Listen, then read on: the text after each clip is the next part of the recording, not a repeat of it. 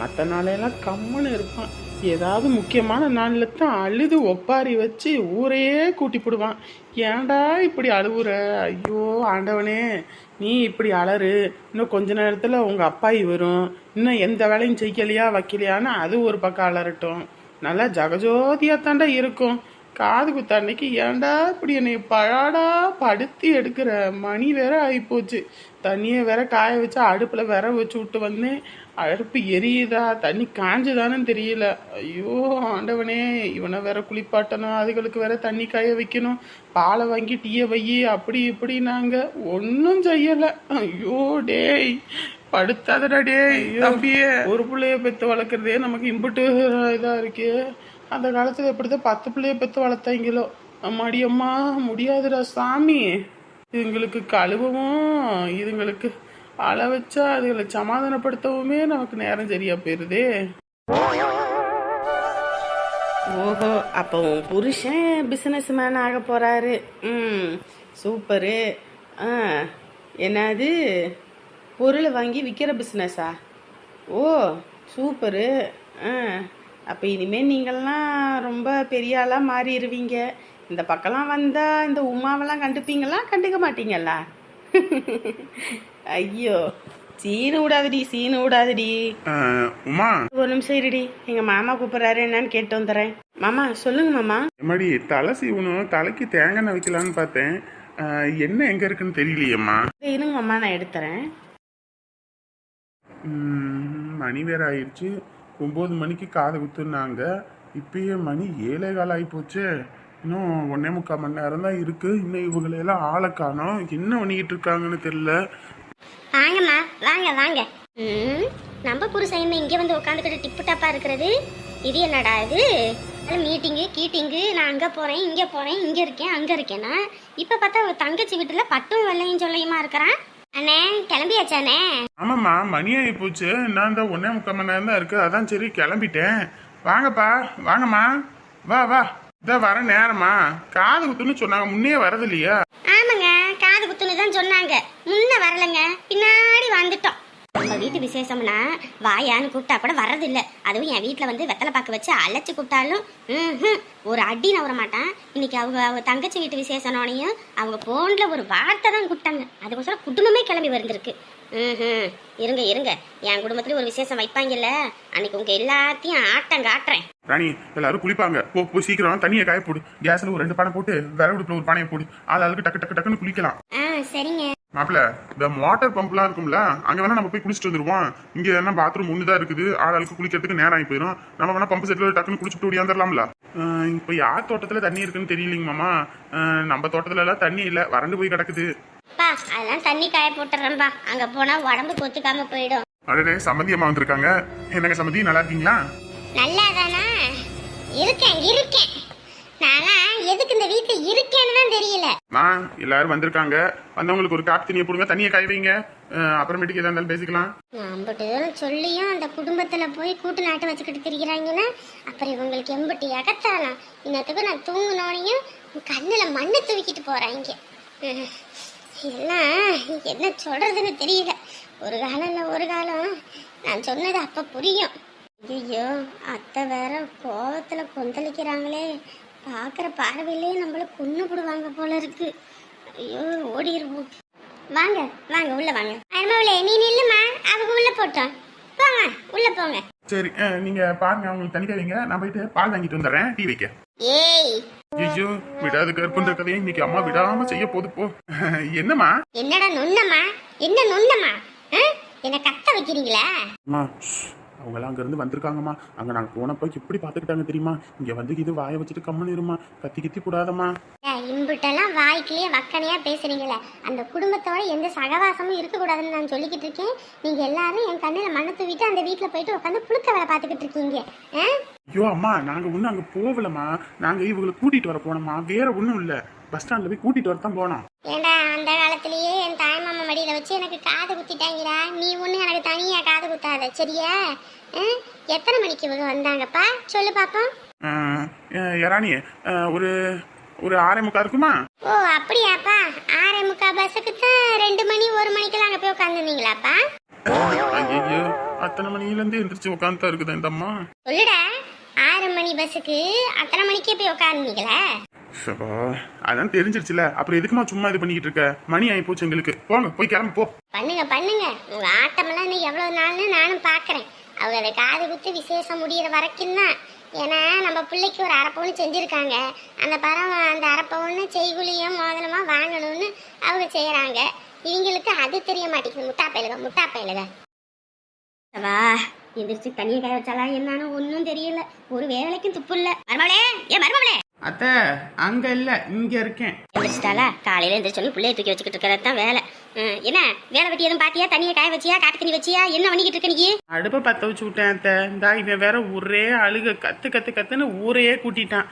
அதான் சரின்னு உனக்கு பாலை கொடுத்துட்டு அப்புறம் தான் போய் காப்பி வைக்கணும். ராத்திரியில இருந்து அம்புட்டு வழி அங்க இழுத்து போட்டு பார்த்துட்டு வந்திருக்கோம். நீ இப்பதான் சாவகாசமா சொல்லிக்கிட்டு இருக்க. நம்ம ஒன்றும் சொல்றதுக்கு இல்லை. சமந்தி விடுங்க சமந்தி, அதான் நம்ம வந்துட்டோம்ல, பார்த்துக்கலாம். உங்களுக்கே தெரியும் பிள்ளைய வச்சுக்கிட்டு ஒரு பொண்ணு வேலை செய்யறது எம்பிட்டு கஷ்டம்னு. அதான் நம்ம இருக்கோம்ல, பார்த்துக்கோ. ஆதிக்கத்து முடியட்டும், அதுக்கப்புறம் இருக்குது. யார் யாரு என்னென்ன செய்யறாங்க, செய்முறை செய்யறாங்கன்னு பார்த்துட்டு இருக்குது. கிளவி எப்ப பார்த்தாலும் செய்முறைன்னு அடிச்சுக்கிட்டு தான் சாவுது.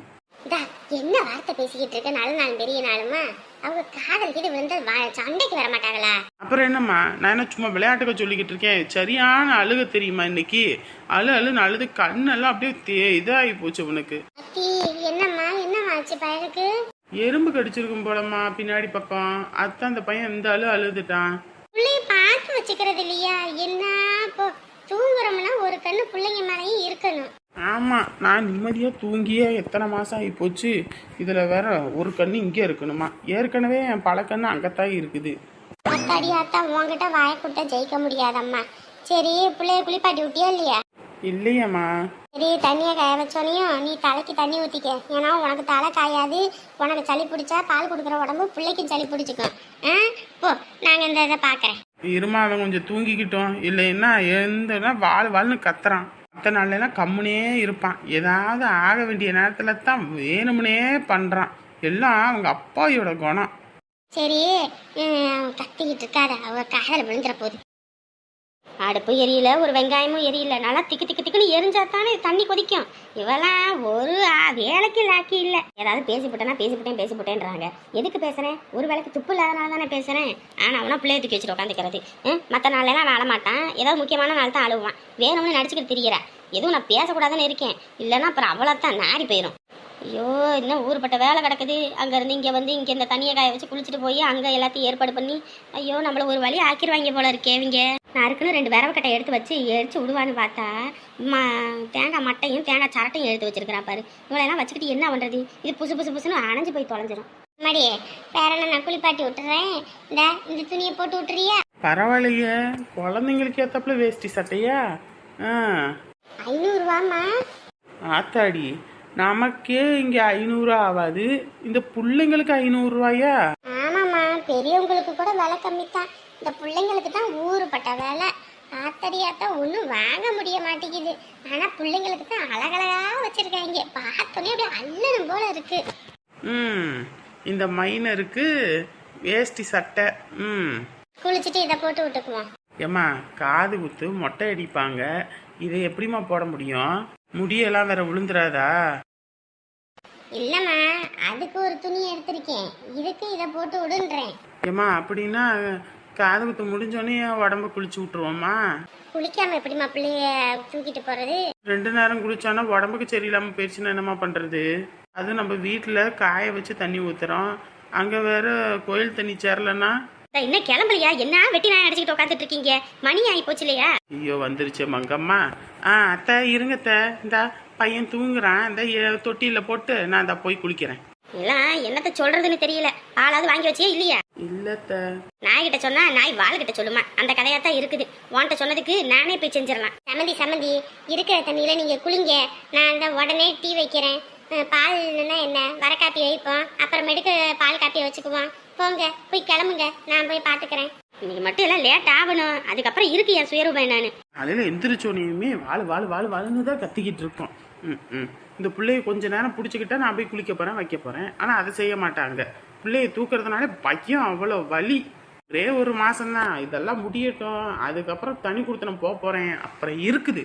யாரு அடி வாங்கி போடுவா பாத்துக்க. தனி கொடுத்தனும் என்ன அடி தனி கொடுத்தனும் இருக்க? ஏம்மா இவங்க கூட எல்லாம் கொஞ்ச நேரம் இருந்து பாரு, அப்ப என் வலியும் வேதனை என்னன்னு தெரியும். பாடா படுத்தி எடுத்துருவாங்க.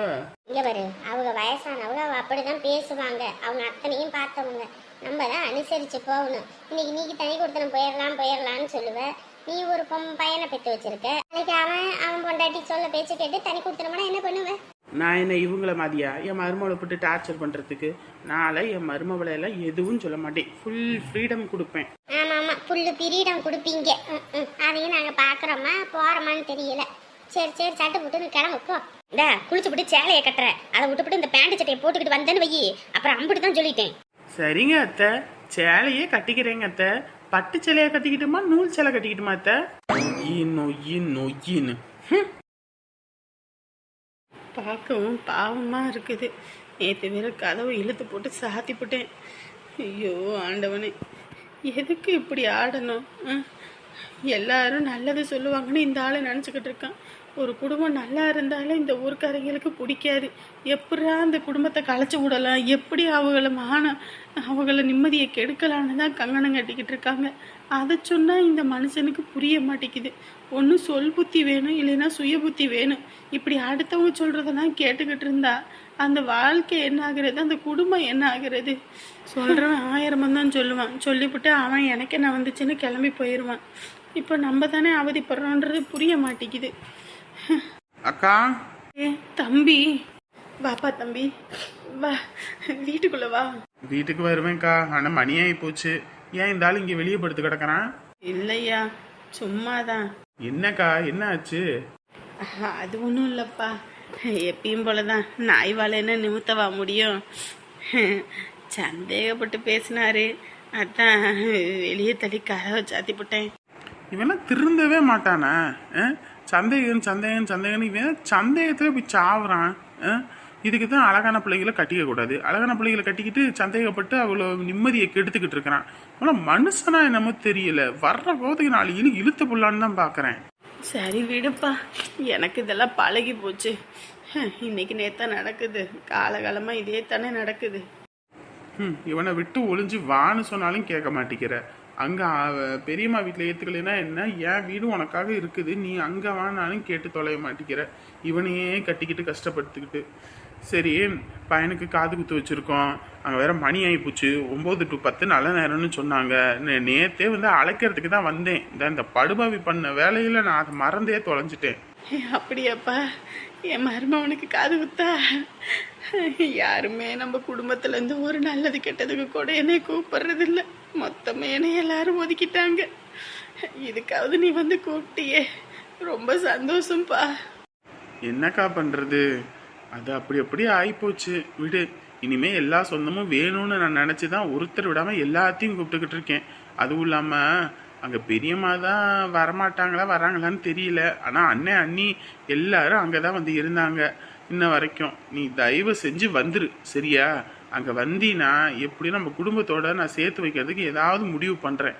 அதை விட்டுட்டு காலத்துக்கு இவனோட கண்ணீரும் கம்பளியுமா இருக்காது, சரியா? ஐயோயோ, அவங்க வேற வருவாங்களா? என்னை பார்த்தா எதுவும் சொல்லுவாங்களோன்னு பயமா இருக்கேப்பா. யாரு உன்னை என்ன சொல்ல போறா? அவங்க வீட்டு விசேஷமா? அவங்க சொல்றதுக்கு உன் தம்பி வீட்டு விசேஷம். யாரு கேட்டாலும் சொல்லு, சரியா? ஏன் மருமவனுக்கு காது குத்துன்னு. சரிப்பா. இங்க பாருக்கா, பையனுக்கு அதை செய்யணும் இதை செய்யணும் அப்பெல்லாம் நீ வருத்தப்படவே தேவையில்லை, சரியா? நீ சும்மா வந்து நின்று உன் மருமவனுக்கு திருநீர் எடுத்து வச்சா மட்டும் போதும், சரியா? ஐயோ அதை பண்ண முடியல இதை பண்ண முடியலன்னு நீ வருத்தப்பட்டு நிற்க வேணாம். கெடா விருந்து தான், பையனை கூட்டிக்கிட்டு வா.